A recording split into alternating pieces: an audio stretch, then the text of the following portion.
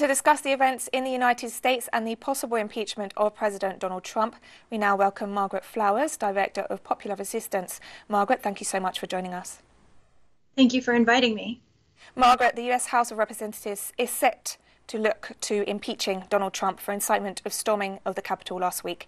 How likely do you think it is that an impeachment will happen so close to the end of his term?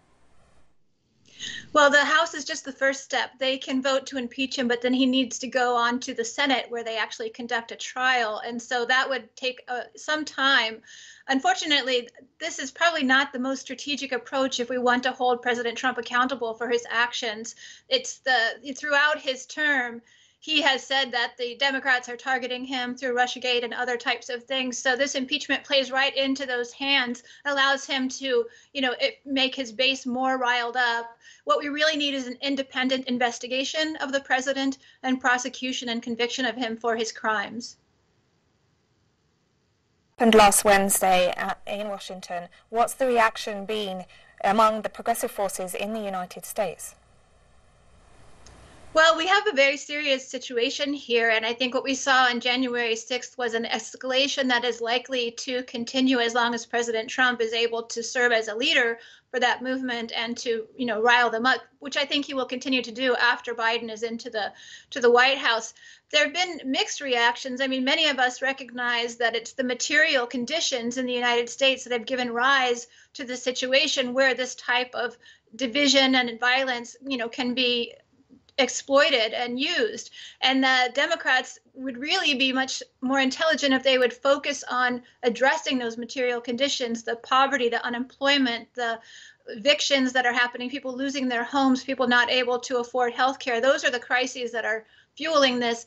One thing that's been disappointing is seeing some people who consider themselves progressive actually cheering on more, an increase in the powers of the security state. And we know from experience that that generally ends up being turned on people on the left who are working for, a better society in the United States.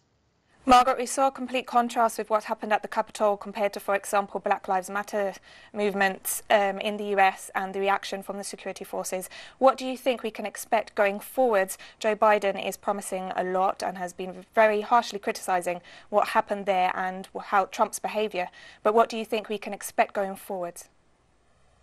Well, there's been a real lack of willingness to hold law enforcement accountable here in the United States for their actions. We have plenty of reports that show that law enforcement officers are deeply embedded with right-wing militias and right-wing extremists, and we see through their behavior that they are able to mistreat and even kill people with impunity. And so this really is something that needs to change. There are strong calls coming from activists in the United States beginning very loudly this summer, but of course this has been going on for quite a while, calling to stop giving the police department so much equipment and so much money that gets turned on oppressed communities and instead invest in what communities really need.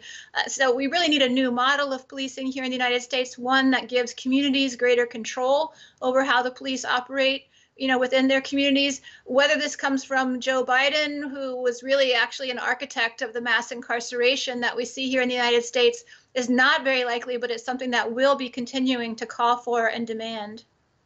Margaret Flowers, thank you so much for joining us, and thank you for offering your insight into what's happening in the United States at the moment. Thank you. Thank you.